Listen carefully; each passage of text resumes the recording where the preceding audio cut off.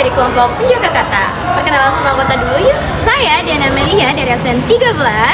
Saya Devika Saengko Tigal dari absen 12. Saya Asnal Munazahwa dari absen 8. Saya Rifai Sofeni dari absen 7. Kami akan membacakan teks kota tanpa buku dengan nyaring secara bergantian.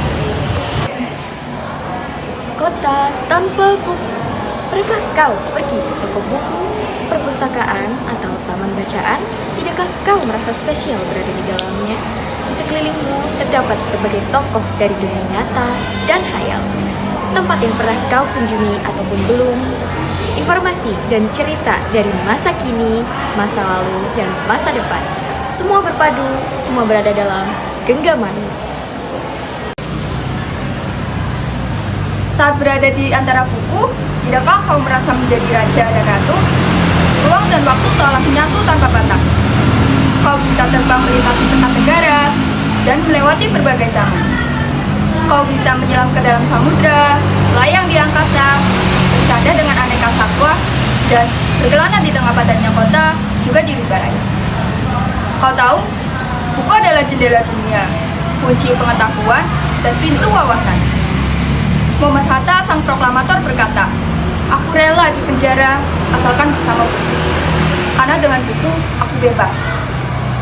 Melalui buku, manusia terbebas dari ketidaktahuan. Tempat-tempat yang dipenuhi buku adalah harapan, berkembangnya pengetahuan, dan wawasan. Apa jadinya jika kota tanpa buku? Pantaskah disebut kota? Di kota itu mungkin kabar datang dari sumber lain, dari koran, televisi, atau internet. Mungkin informasi dan cerita datang dari cerita nenek moyang, bagi dongeng-dongeng sebelum tidur.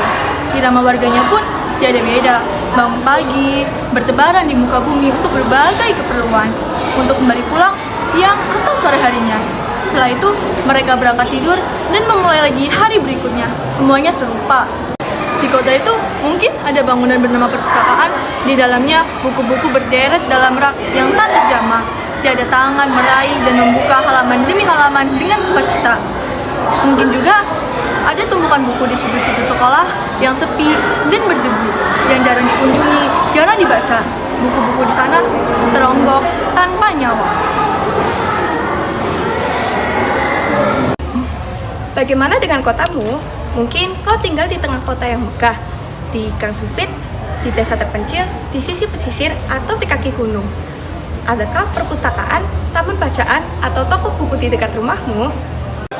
Jika ada, apakah tempat itu menjadi wadah berkumpulnya anak-anak dan warga, menjadi tempat berkembangnya wawasan dan pengetahuan, atau hanya menjadi pajangan? Maukah kau menjadi orang yang menghidupkannya? Kau bisa mengunjunginya dan mengajak teman-teman membaca dan berbagi cerita di sana. Jadikan tempat itu sumber kegembiraan dan pengetahuan. Jika tempat itu belum ada, maukah kau menjadi orang yang mulai menghadirkannya? Kau bisa memulainya di sebuah sudut di rumahmu. Ajaklah teman-temanmu mulai langkah baru. Jangan biarkan waktumu berlalu tanpa buku. Siapapun dirimu, bersahabatlah dengan buku. Dia akan menjadi teman setiamu sepanjang waktu.